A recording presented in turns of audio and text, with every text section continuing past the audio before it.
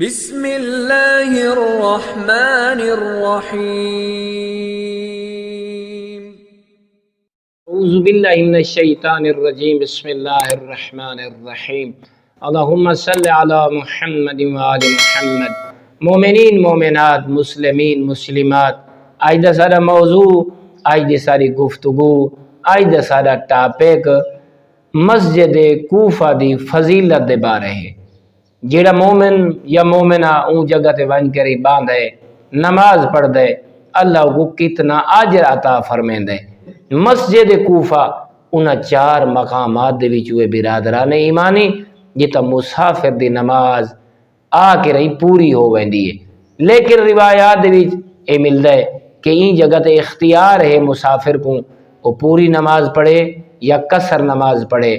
اے وہ واحد مقام ہے جتا لوگ اس واسطے رک کرنن تاکہ اللہ دے فیوز و برکات کو سمیٹ سنگن۔ خدا را ای مسجد کوفہ دے بھی جڑا ونجنا تو کو نصیب ہوئے بندہ حقیر کو اور مدرسۃ الامام مہدی علیہ السلام ملتان دی ترقی واسطے ضرور دعا منگسو۔ اے تمام انبیاء کرام علیہم السلام اور تمہارے اور میرے آقا 12ویں آقا حجت خدا دا مقام نماز ہے، اور ان دے وچ تقریباً روایات دے وچ 1000 انبیاء نے نماز ادا کی تھی اور 1000 نبیاں دے اوصیاء نے این جگہ تے نماز آ کے ادا کی تھی۔ این جگہ تے ایک فریضہ نماز دا پڑھنا امام محمد باقر علیہ السلام ارشاد فرمینن، او اے ماں سمجھے کہ میں اکیلے نماز پڑھی ہو، میں سمجھے اس نے رسول خدا صلی اللہ علیہ وآلہ وسلم دی معیت دے وچ نماز ادا کی تھی، لیکن ایک نماز دا پڑھنا ایک مقبول ہے، حج دا ثواب اور 1000 نماز دے برابر ہے۔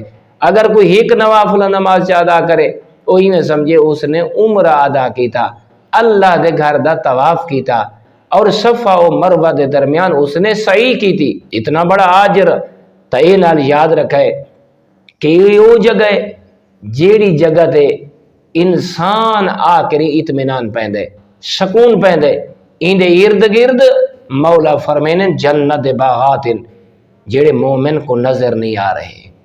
اس مسجد وسط دے درمیان دے جنت اللہ نے باغات کو رکھا ہوئے جیڑے این دنیا تے نظر نہیں آ رہی ہے۔ اور نال یاد رکھا ہے روایات جی مل دے بیت المقدس دی مسجد اقصی کول افضل ترین مسجد مسجد کوفہ ہے۔ خدا را امام زمان علیہ السلام دا مصلی عبادت اور مولا علیہ السلام دا دار الحکومت ہے، جلے پیغمبر اکرم صلی اللہ علیہ وآلہ وسلم معراج تے جا رہی ہیں، جناب جبرائیل مولا دے نال ہے، این مسجد نالو جلے گزر رہی ہیں تو جبرائیل علیہ السلام نے تواڈے اور میرے آقا شہنشاہ محمد المصطفیٰ صلی اللہ علیہ وآلہ وسلم تے سوال کیتا، مولا کیا جان دے ہو اس وقت اسا کتھوں گزر رہے ہیں؟ تو امام علیہ السلام کو تے جلے سوال کیتا، تمام انبیاء دے امام رسول خدا تے جلے سوال کیتا تے مولا نے ارشاد فرمایا اور جبرائیل علیہ السلام کو اے ارشاد فرمایا کہ اپنے رب کول اور میں مصطفیٰ دے رب کول اے اجازت مانگ، کیا میں مصطفیٰ این سفر دے وچ تھوڑا لازا رک کے این مسجد کوفہ دے وچ 2 رکعت نماز ادا کر گنا؟ اتنی افضل ترین مسجد اور معراج جیسے سفر کو مولا نے روک کے رہی این مسجد وچ نماز کو پڑھانا کتنی اہمیت دیتی، اللہ نے اجازت دیتی، تیرے میرے پیغمبر زمین تے اترے اور این مسجد وچ 2 رکعت نماز ادا فرمائی۔ برادران ایمانی اس وجہ شیخ کلینی علیہ رحمہ اپنے اساتذہ دے توسط نال ایک روایت بیان فرمیندن، او فرمیندن ایک ہارون ابن خارجہ نامی شخص سے امام جعفر صادق علیہ السلام دی خدمت حاضر ہوئے۔ امام علیہ السلام نے اس شخص سے سوال کیتے، اے ہارون تیرا گھر مسجد کوفہ کو کتنا دور ہے؟ اور دوسرا تیرے میرے امام نے اس شخص ہارون تے سوال کیتا، کیا 1 میل دور ہے؟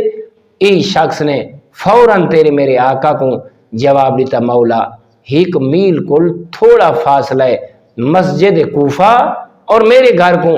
امام علیہ السلام نے پھر سوال کیتا، کیا ہارون تو اپنی ہر واجب نماز مسجد کوفہ دے وچ آ کے ادا کرنے؟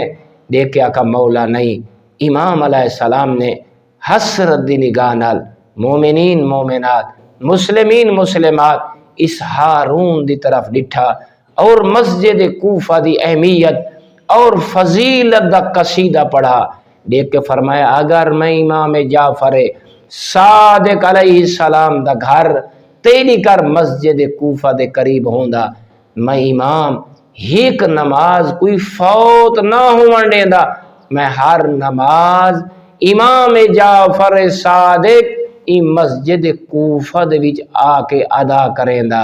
کیوں مسجد کوفہ؟ تمام انبیاء دا مصلی ہے۔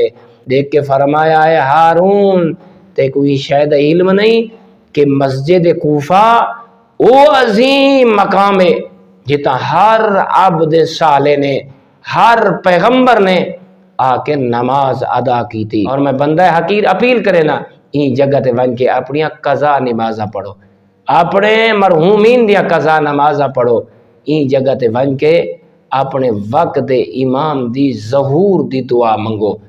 والحمدللہ رب العالمین۔